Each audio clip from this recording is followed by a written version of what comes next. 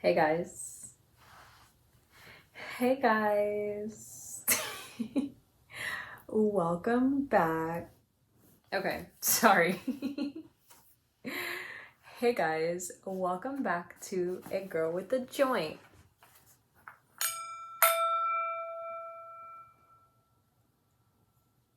That was my sound bowl. I'm just gonna set the vibes real quick. But long time no see. Let me light a candle. You know.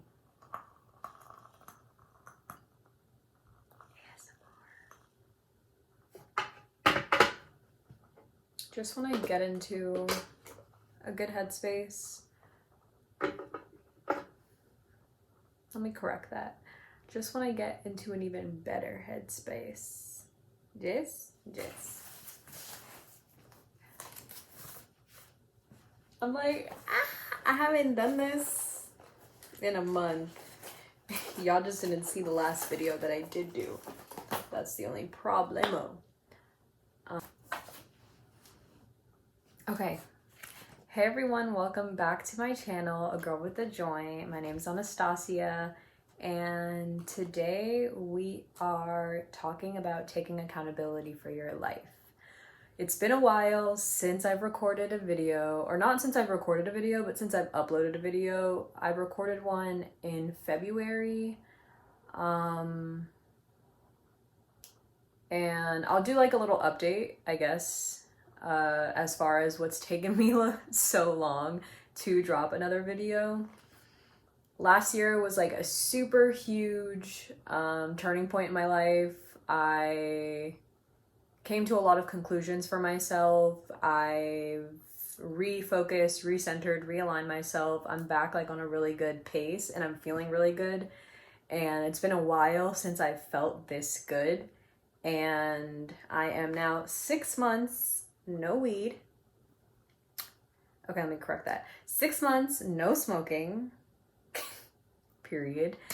And going on 7, okay. And I'm just really excited. I just feel really clear-minded. I feel really good. I haven't been feeling out of my body, disassociated.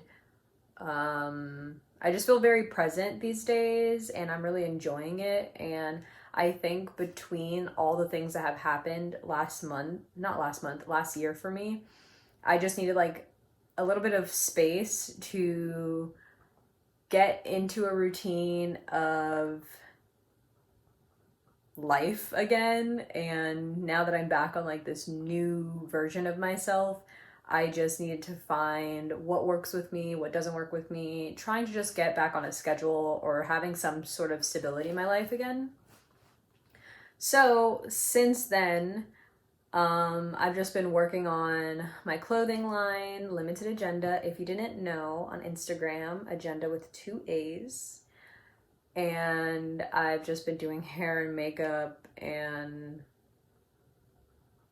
being on set, you know, regular shit. And having fun again. Yeah, which has been nice. Like, I feel like I went into like a hole of like no fucking fun, and now I'm having fun again and I'm enjoying it and I feel hot and sexy and young and on my shit. So I'm ready to pop my shit again. Welcome back to the fucking channel. I'm kidding. Not. Anyways.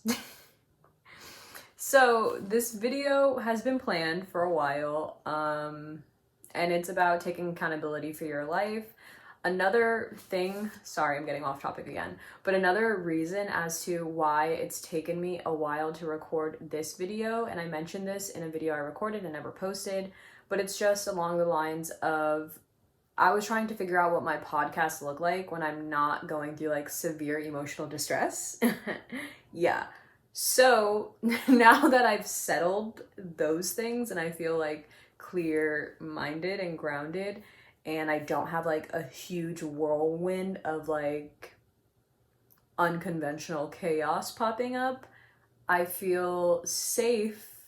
And I didn't know what my podcast looked like feeling safe.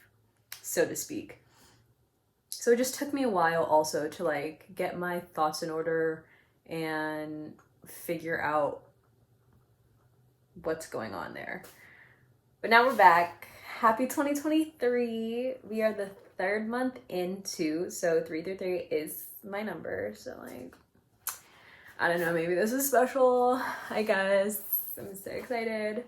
And my anniversary actually is, my anniversary passed, but my anniversary for my clothing line, I've had my clothing line, I believe, going on 2 years, 2 or 3 years, I think. Might need to scratch this off. I don't remember 100%.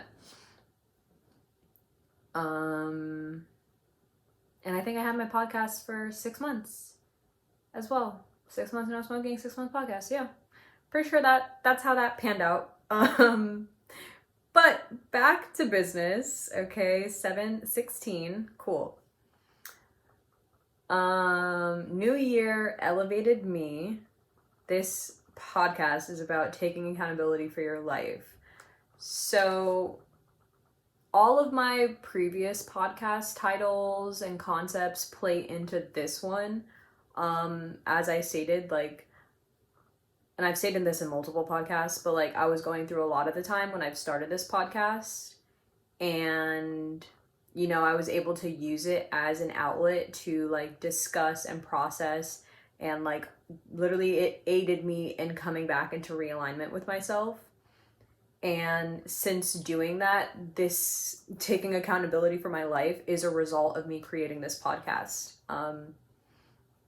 I had to come to terms with where I was at in life, what I was going through, how I played a role in the position I was at, like at that time in my life, and holding myself accountable to the damage that's been done, so to speak. I started smoking when I was 16, and this sounds so like dramatic, but I'm not trying to be dramatic, but I love weed. Like, if you know me, I was stoner girl down, you know what I mean? Like, that's why this fucking podcast is named what it is. But it's literally, I've been smoking since I was 16, so not heavily, but like as the years progressed, as life continued, obviously the weed mass continued as well, the tolerance continued as well. And I have not ever smoked as much as I've smoked last year in my life. And with all the things packed onto one another, it was really a coping mechanism for me to disassociate from life. I do this thing where when I'm going through a lot of hardships, or I'm in emotional distress, or I learned this really unhealthy coping mechanism when I was young to detach from my reality and my circumstances, was learning how to disassociate from my body. I feel like, trigger warning possibly, but like a lot of sexual assault individuals are keen in doing that. I think women are very keen in doing that as well, just because we're oftentimes put in uncomfortable or dangerous situations. And sometimes there is a feeling of a lack of control, especially over your own body, which is your home. So like not having control over your sense of safety can cause disassociation.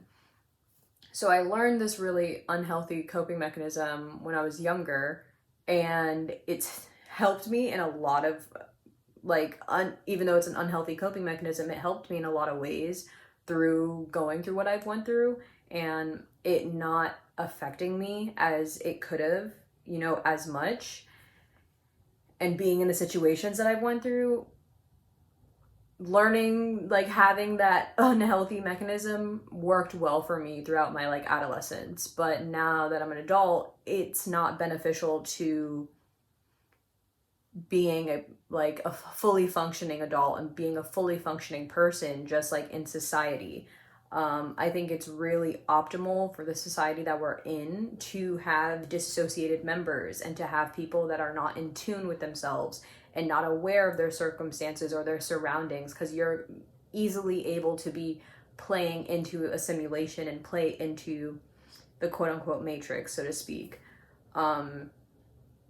So I've basically had to unlearn that coping mechanism that helped me for so long. And that's like a huge revelation. And even just talking about it, I'm like shocked, actually. But that's a huge revelation that I had to have last year, that I was unlearning as like life was going on, but I didn't realize that I was unlearning it for so long. And I didn't realize how badly I needed to unlearn that and how quickly I had to unlearn that so that I can be aware of where I was, so I can be safe, you know, and like remain in safe environments. And learning to do that while in unsafe environments made me really acceptable. I believe that's how you pronounce it.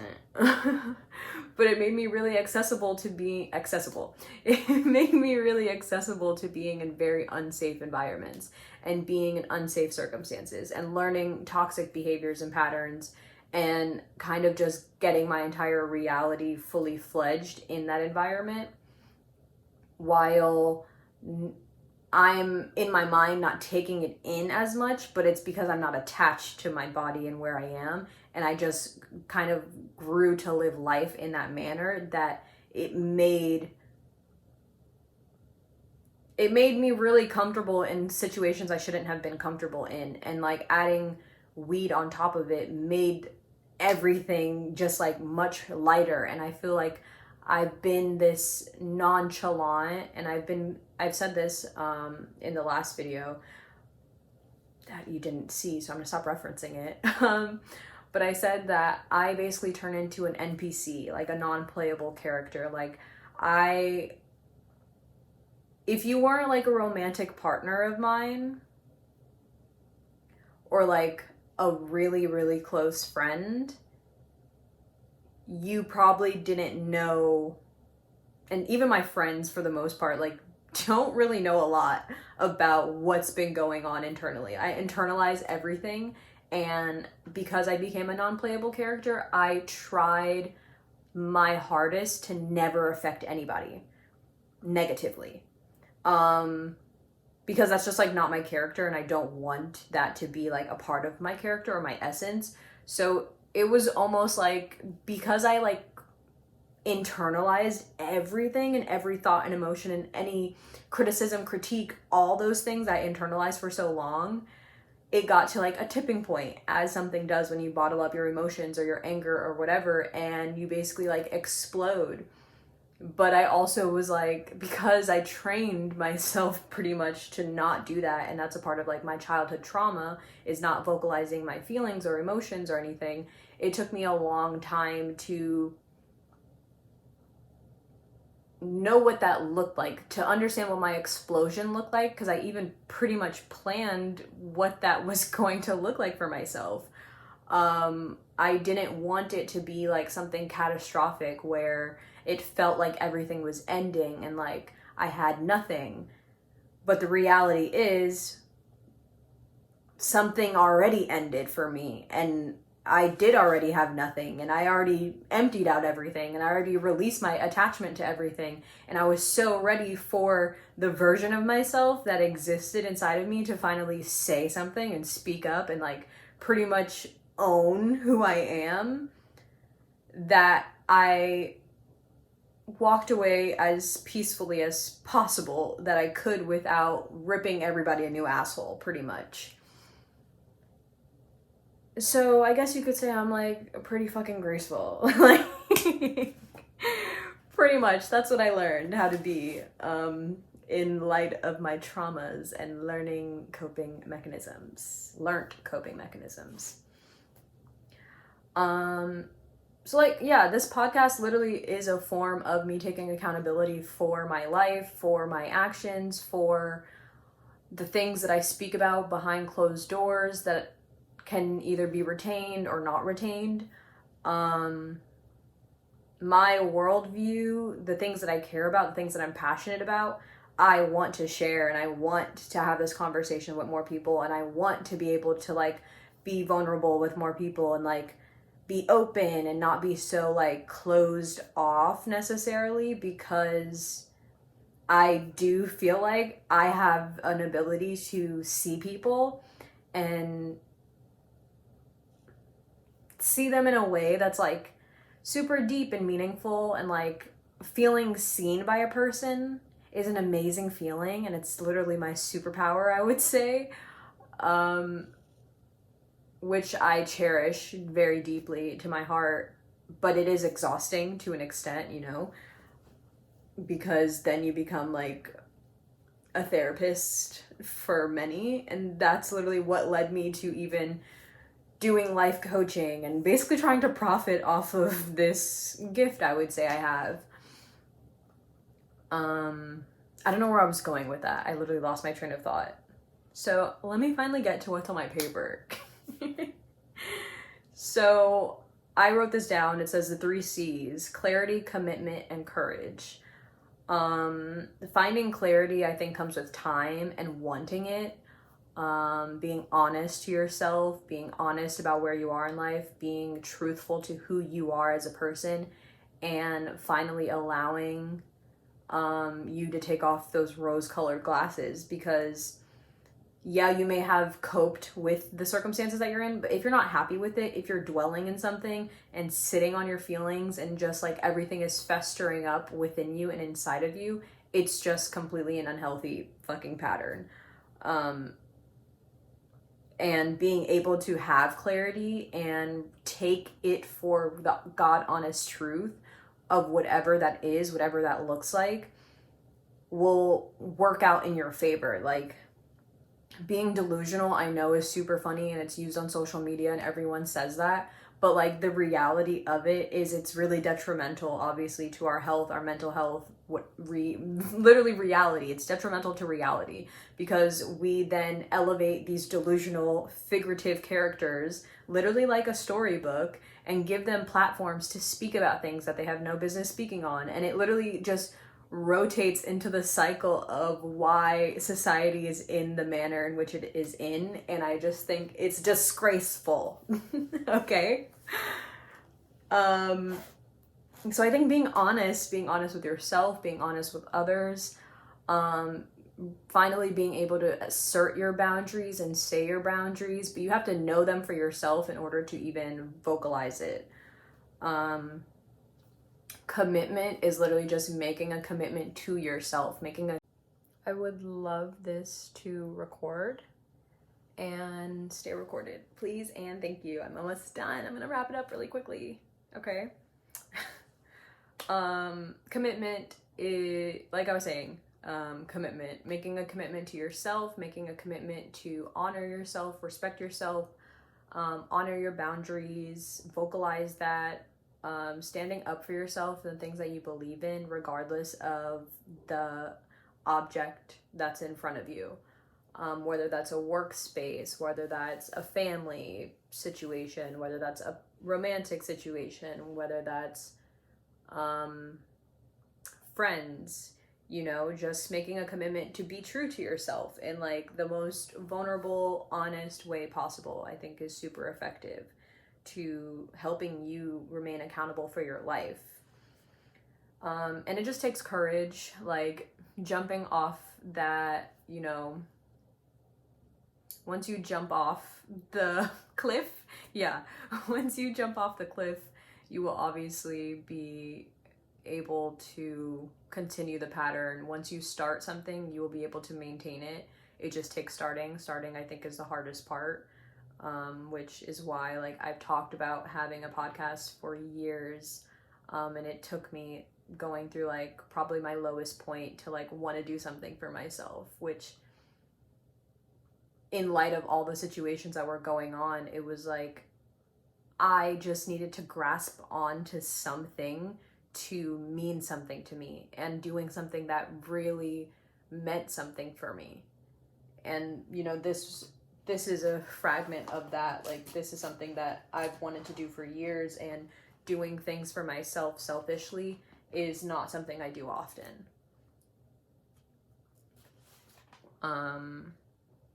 Yeah.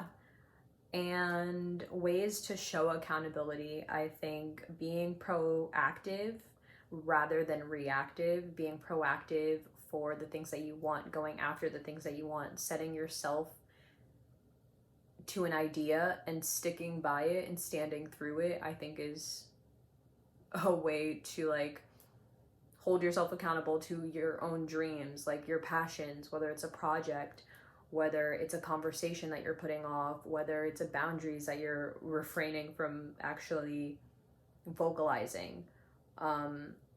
Be proactive in that. Set time aside to honor yourself and, you know, respect yourself and do something for yourself. All it takes is reframing your mindset and how you believe about, like, what you believe in things, so that you're more encouraged to do something for yourself because you know you should, because you deserve it. And I said rather than reactive because I think it's really common and it's almost trendy to be super reactive to situations emotionally, which I think can be based off of ego.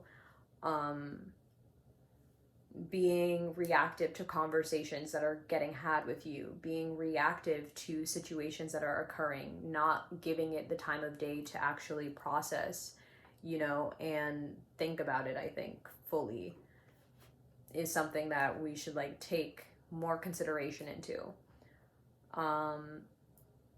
Showing up for yourself, obviously, whatever that looks like, you know, just like if you say something, do it. If it's healthy, beneficial, you know, makes sense. But showing up for yourself can be anything.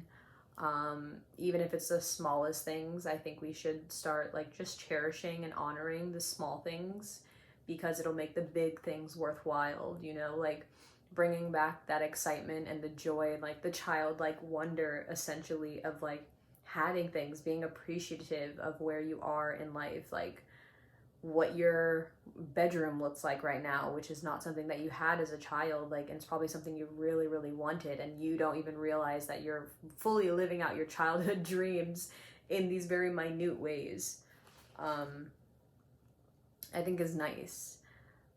Accepting criticism is a way, I think, to be and hold yourself accountable. Even though we don't like hearing things bad about us, or like we don't really like,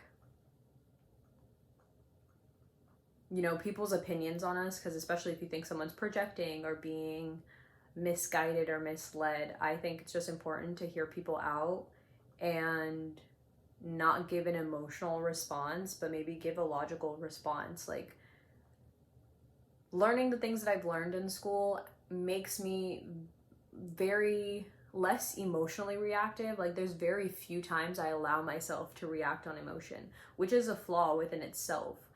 But being super logical and analytical just helps me maintain like fact over matter. Like, the fact is X, Y, and Z happened. The fact is this is how it was reacted to, or this is what's going on. Like, if you hold facts up versus like perceptions and ideas and philosophies, like, these are things that they have no substance to really stand on.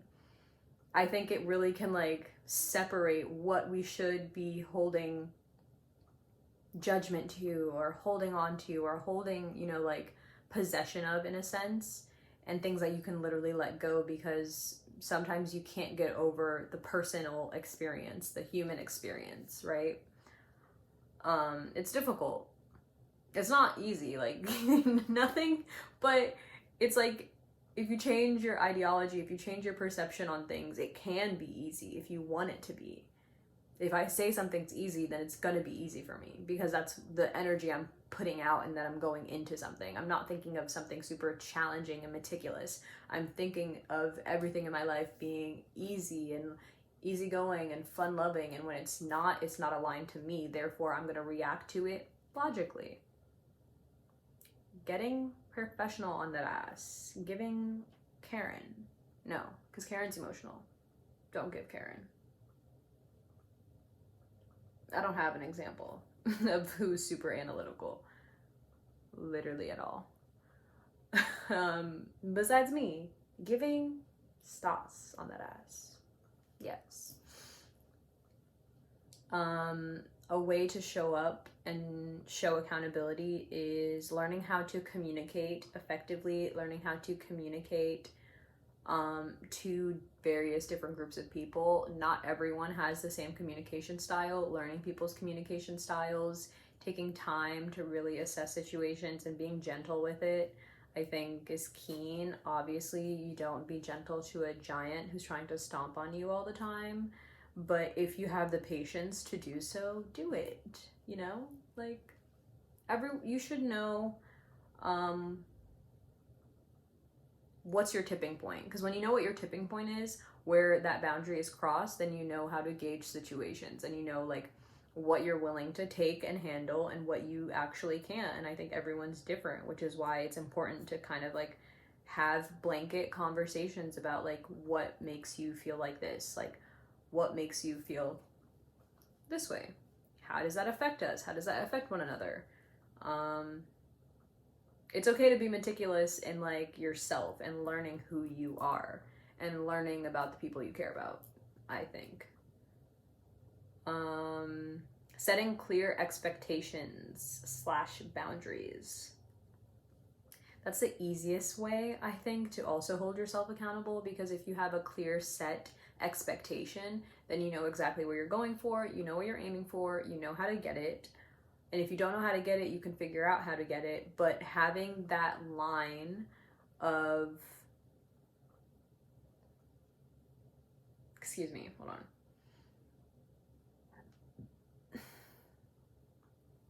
Gross. Not gross, natural, whatever. But having that line of expectation or having that line of a boundary, I think helps, especially when you're looking for a result at the end of the day. Like if you want a specific result, you need to set an expectation. And then it's easier for people to figure out if they're aligned to whatever expectation is being set. For example, if I say, in order to be my friend, you need to meet X, Y, and Z requirements because this is what's aligned with me and who I am. If at that point you cannot align to that, whatever type of time I'm on, then that should just be a boundary. Like, okay, now I can position you. Maybe you can't be a friend of mine. Maybe you can be this to me. Maybe we can work out a way where, okay, we might enjoy each other's company, but it might not be beneficial for one another. So we need to set an expectation that we have for one another. I think trying to manipulate yourself into being or meeting a criteria that you don't fit is exhausting. And I can't imagine, doing that. I just think it would be exhausting at a point. Like it would get to a point where you're over it and you don't want to fake it anymore. So if you have a boundary, set it, talk about it. Even if you don't know it immediately, but you might get to know it as you're going. So once you get to know something about yourself, it's okay to rewrite the expectations you have for things. That's how relationships are everlasting and long and effective, is because they're constantly communicating. We are people, we evolve consistently, things are not the same, everything is changing simultaneously at all times. So like, you really can be a different person tomorrow than you are today because you had an epiphany, you had a thought, something snapped for you to just reach this new point. So I think it's important to just set expectations and boundaries for yourself.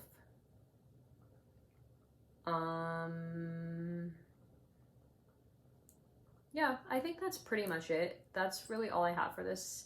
I just wanted to like finally come back, say hey everyone, say what's up, tell you I'm okay, tell you what's been going on. I have a new episode coming that's going to be really exciting and super cool, so I'm like, looking forward to you guys seeing that, and maybe that'll become a new series. I didn't really get to introduce it when I did film it. So I'm just going to take this little time to pretty much introduce what my next video is probably going to be.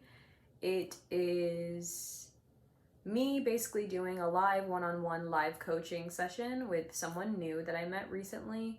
So it's going to be a few sessions, obviously, because you can't dive into everything upon first meeting, especially because I'm normally, when I do my like live coaching sessions, they're like more intimate and they're done one-on-one, and I'm able to like kind of be more,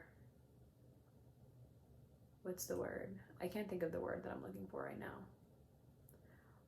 But intrusive. I'm able to be a little bit more intrusive because I feel like it's more intimate, and like there's like a lack, like we have both lowered our boundaries to an extent.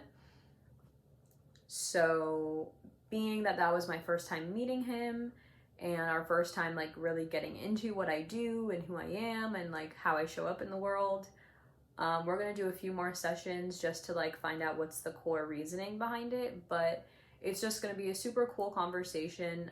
We also did like a tarot reading at the end, which was super nice. These are things that I enjoy, and I'm not really keen on like, I'm not really good at like marketing this side of me and this version of myself, because I just feel like, I don't know, the market's weird, social media is strange, authenticity does what it does. But the moral of the story is I might make that a series, you know, like that's something that I was thinking about definitely when I first started doing my podcast, and it was something I wanted to do with a different person in my life at the time. But it's basically like having live life coaching sessions where I basically analyze and study my human in front of me and in front of you guys, and you just kind of see like what that looks like, the process for me, the process of having certain kinds of conversations. And we really just want to normalize it, especially for like Black and brown communities, like life coaching, tarot reading, this like more unconventional but like starting to get mainstream side of spirituality and like therapy and mental health. We're just trying to like take it away from the market, I guess, that it's in currently, and shift it to a different market that would really be beneficial for it, for our community, and just seeing how that pretty much plays out. I think it's just super keen for people that are privileged, celebrities, white people, people of financial freedom, to have the liberty of having like a therapist or a life coach consistently that holds them accountable and like basically aids them in this journey of life when you feel like the people around you are unable to. Finding someone who enjoys doing it, enjoys checking up on people, enjoys, you know, having certain kinds of conversations with people, I think is nice. And white people are milking the fuck out of it, and they're benefiting gratefully off of pretty much people like this. So I think just our main goal is to normalize it within Black and brown communities, and basically showcasing like this unconventional me, being the unconventional person who does a little bit different types of work, and, you know, hope that is taken nicely. But that's pretty much all I have for today. Follow me on Instagram at Anastasia Riley. That's my personal Instagram. Follow my podcast Instagram. Request me to like keep up any updates. That's where I'm a little bit more vulnerable and like open, and, you know, I'd be spilling my tea, I guess, about life. At A Girl with a Joint. A Girl with a Joint is located on all social media platforms. All streaming platforms you can find us on. And thanks for listening. I hope you enjoyed. I hope you guys are all doing well. I'm sorry it took me so long getting back into everything. I hope it was worth it. And if you haven't listened to my other podcasts, go check them out. My favorite, personal favorite, is episode 3, childhood wounding. I think literally start there, and then you can just kind of free branch. I would say go childhood wounding, ego, projection in the patriarchy, and then all about love. Or all about love, then projection and patriarchy. And then here, taking accountability. If you guys have any topics that you guys might want me to speak on or reach, just literally message me on Instagram, show me, hit me up, let me know. We are trying to normalize introspective conversations, non-drama filled topics on social media, and being vulnerable and open and honest and emotional and fucking dope in real life. Trying to translate that on social media in a time of clout chasing, troll ass, weird ass, immature ass. You get the fucking gist of it. Love you guys. Bye.